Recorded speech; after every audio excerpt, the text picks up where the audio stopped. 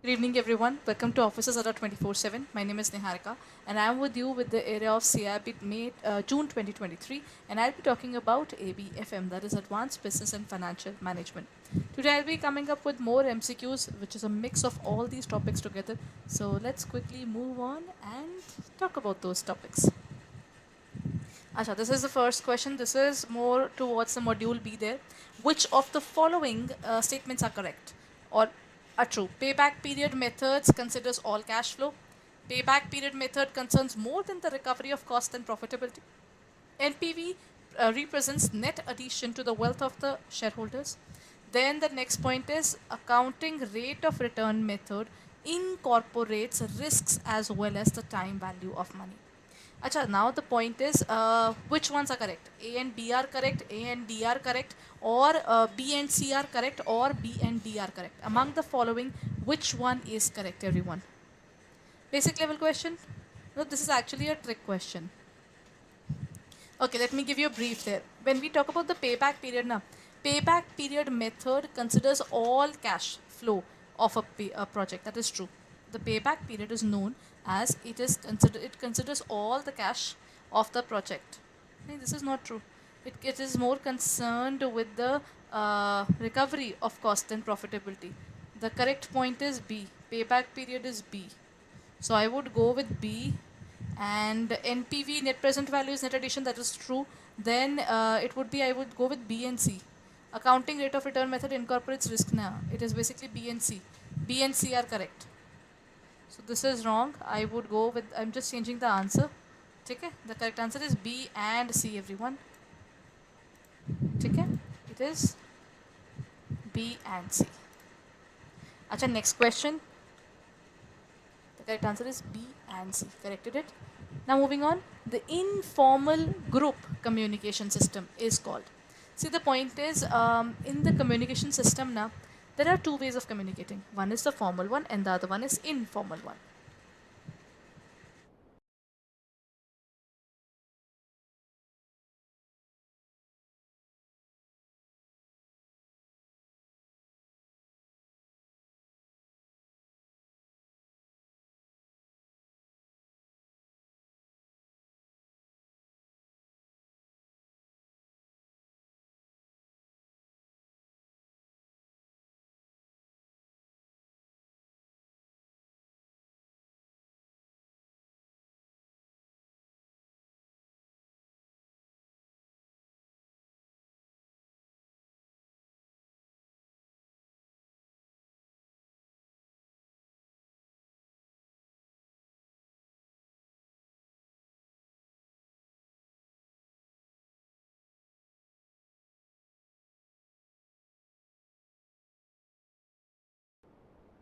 So, I was just talking about formal and informal groups. Formal groups are like if I talk to you directly about the topic there, acha, this is the topic, this is what we're going to study. When I'm talking about all these things in basic, na, I am being formal because we are talking about the studies. I am here to teach you and you are here to learn. So, based upon this particular concept, we are talking about the books. But what if sometimes we go beyond that particular thing as well? Sometimes I have seen bankers asking us that, are you fine, ma'am, when we are unwell?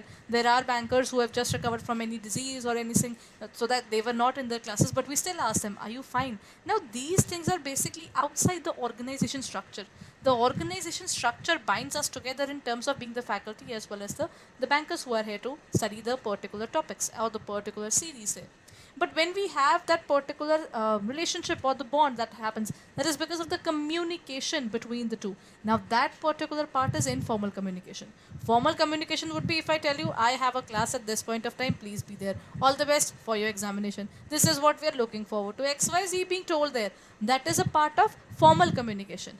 But when I ask you about anything else, right? Humans are never bound to be like machines. I can expect my laptop to behave in the same manner. I can expect my phone to behave in the same manner. But with age, you will never find me behaving in the same manner and rather talking in the same manner as well. So there, in the form of communication system, it can be stated as, I'll talk to you and maybe I won't talk to the other person. Maybe I'll talk to the other person, but I'll skip you. Depending upon the scenario, depending upon the tuning, depending upon the psychology of mine as well as yours. So both these things can be considered. So when you consider multiple things, multiple principles, multiple objectives. That is something that we'll define it as group dynamics. Grapevine is having a chit chat with random people, just like the bunch of grapes. Then exchange is one hand. This is basically the swapping between of the things there, and interaction is having a communication in the beginning there. You know, so that is group dynamics. This is a part of module A. Under which of the following approaches the cost of equity is assumed to increase linearly with leverage, and the average cost of the capital remains constant with increased use of leverage? Acha, what do you mean by leverage, everyone? Leverage means lever. Lever means what, everyone? Lever means I was using my car. I started my car. I started with gear number 1. But then when it reaches a certain RPM, if it reached the RPM of 2, after 2, my car is literally making a weird sound. The engine is saying, "Arey, why aren't you moving forward towards a second gear?" And then from the second to the third from to the fourth, depending upon the speed as well as the RPM requirement. So there, in this case, when the business starts, it might start with 10 rupees, it might start with 10,000, it might start with 1 lakh, it might start with 1 crore even. But then, won't you want to grow further? To grow further, you have to do something. You know? What is it that you have to do? The thing that you will have to do is increase the leverage of your organization to increase the money. So that can be because of net operating income approach, net income approach, traditional approach, or Walter approach. Which particular approach talks about leverage there? The cost of equity is assumed to increase linearly with leverage. Normally it happens even. This particular method is actually net operating income approach. In this case, they say the point is when you take a loan. Earlier, the organization was working at 10,000 units. They were working on it silently. पैसे नहीं थे. They were like, we can afford only this much number of machines, and going for equity shareholders is too risky because our ownership would be gone if I introduce more people at this growing pace right now. So then I thought, let's take a loan. I took a loan from B Bank. Okay, as well as debentures were also taken. So I took around, I had a capital of 1 crore already, and I got a loan of 2 crores. Now, these people do not have ownership over the organization. These people will never ask for the profit. They will be paid interest, which is the compulsory element, even if I face a loss or a profit. But then there's one particular point there. Whenever the company makes a profit, after the payment of interest to them, then they are not our concern. They are clearly not our concern. That is net operating income approach. Okay? That is the net operating income approach. It says that you will increase your profit in any case. Your profit would be increased. Then comes the span of management is determined by manager's training, manager's personal qualities, subordinates training, or trade union. Span of management can be told the number of people you can handle under you. See, let me give you an example there. But at Twitter used to have there is a management system they used to have. For example, for 2 to 3 people they had a specific manager. Then 2 to 3 managers they had another person. So they had multiple people looking at multiple juniors to have a better control there. But as soon as Elon Musk took over the organization, all these intermediate managers were removed from their job. He said that the number of people one person can handle can be increased further. Why to keep it smaller? In this case, all these intermediate managers were immediately removed. And that's how Twitter faced a good amount of eliminations from the organization, what we can call the terminations. So the span of management is basically based upon manager's training. One particular student catering, one particular teacher just teaching one particular student, that's one separate thing. One particular teacher teaching hundreds of students, that is the training that they would have got now, the knowledge they would have got. That's why they can teach so many students out there. Now that is manager's training. His personal qualities are also part of it. Otherwise, this can never happen. If I cannot talk to all of you, if I cannot go ahead and talk, if I'm the manager there and I cannot communicate with all of you, I'm too restricted, then things will fall apart. So in this case, the point is first, second, as well as third. So the point is first is there, true. Second is there, true. And subordinates training is also important. If the subordinate is going to be a question mark every now and then, he's like, ab kya karna hai sir, ab kya kare sir, what should I do now sir, next point, then you have to be with that particular person.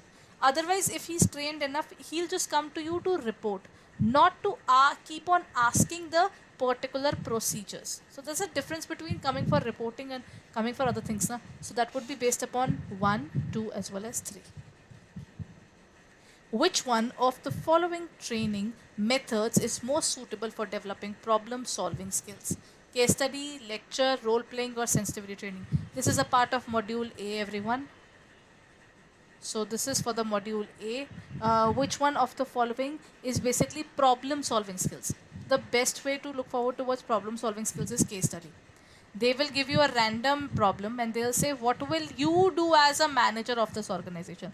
That is what they call the case study method. In this way, they get trained enough that they can cater their work in a proper manner. That is what we call it as case study method. Okay, here comes the next question. I hope it's visible right now. In case it's not, let me just remove this portion. Right, so look at this now, everyone. Cash flow are presumably reinvested in capital budgeting decisions at, see, if I invested money into a project there and every single year the project is giving me some kind of money back, it is because of discount, market, cost of capital, risk less rate, or IRR. Okay, now IRR is related to NPV. Okay, cost of capital is the average cost of raising that capital there. Then comes the market rate. The market rate can be specified at the rate which is prevalent in the market. The discounting rate is the cost again. So in this case, what would be the correct answer? The correct answer would be A, C and E. That means number 1, discount rate, number 2, cost of capital, and E, that is internal rate of return. Got the point? Next point. The next point is, what do you mean by currency swap is a method of a part of hybrid finance, which I can say that this is a part of your module D. Currency swap is a method of hedging against foreign exchange risk, speculating in the forex, leverage instruments used by cooperative banks, or mode of payment in international trade. If I'm looking forward to the currency swap, then currency swap is a method of what exactly? Currency swap can be stated as it is hedging against foreign currency.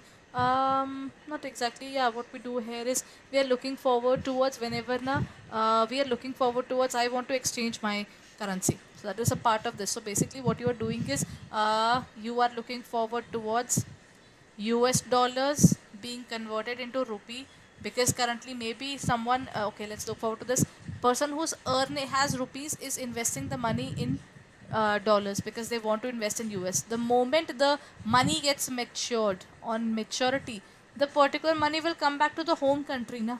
So there you are exposed to currency risks because you are selling one currency, buying another currency. So their price change can really affect our working. So in this case, we have to look forward to it in a proper manner. So hedging against the foreign exchange risk has to be checked in a proper manner. Hedging is basically covering the risk.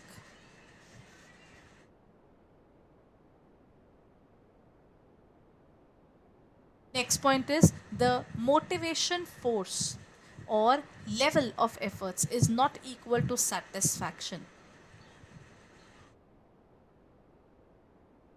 Performances propounded by acha, basically now this part of motivation is not a part of your syllabus.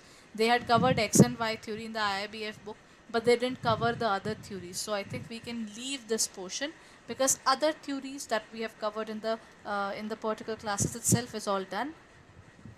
Here comes the next question, everyone. Combined leverage. Acha, leverage has two kits. One is operating, one is financing. Operating is to expand your day-to-day working. Financial is towards the area of expansion towards your assets and capital base.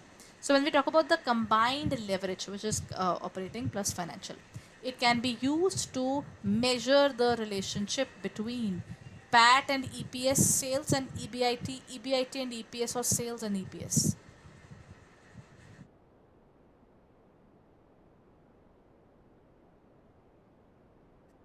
When we talk about the area of combined leverage, that means you're combining both of these. It can be called as sales as well as the earning per share.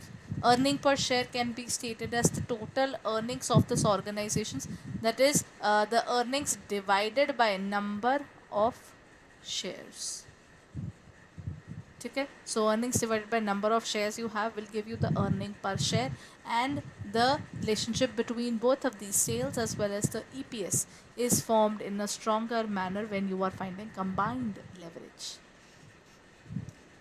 Acha, let's go for the last question for the day, everyone. The last question says, which of the following initiatives is not a strategy for managing shortage of employees in an organization?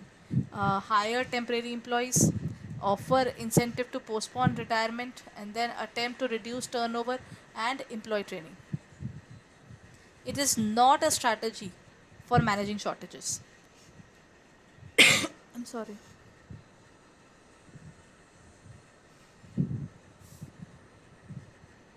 When you're having shortages, then you will look forward towards multiple areas. Na? Whenever you have this particular thing called shortages is where you want more people, but those people aren't really available for you. So when such a thing happens, first of all, what will you do? You'll try to hire more people, definitely. You will offer incentive to postpone the retirement, agreed. Attempt to reduce the turnover, agreed, because you don't want people to leave. So there's nothing related to employee training in this case. Now, rest everything is there. So in this case, employee training is the answer. And the last point says, that's it for the day. And acha, now the last point. When we look forward towards the CAIIB area, are you looking? Have you taken the CAIIB ABFM revision batch yet? Because the revision batch in our organization has started. So what you can do is you can check out our CAIIB 2023 area, where you will find our revision Powerpack revision batches going on. So I'll just give you a brief of that batch. The batch is available on our website, that is www.adda247.com. On this area, you will find the CIB Powerpack revision batch. In this batch, you will find ABM, BFM, ABFM, and BRBL. All these things are available. You can use the code June77. Okay? So you just have to click on the area of June 77. As soon as you will apply it, you will get a discount of 77%, and it would be for 3679. So the revision batch is available for you. All the subjects are covered under these particular revision batches, where you will be doing concept plus the MCQs of the particular chapters there. So please go ahead and check it out on our website or in our app for further details, and you can buy it for 3679. And don't forget to use the code June77 to purchase this, because there you are getting 77% discount, plus in case you are having a little points collected in your app, then it's a win-win situation again. Okay, so that's it for the day. I'll be meeting you in the next class, so kindly be there.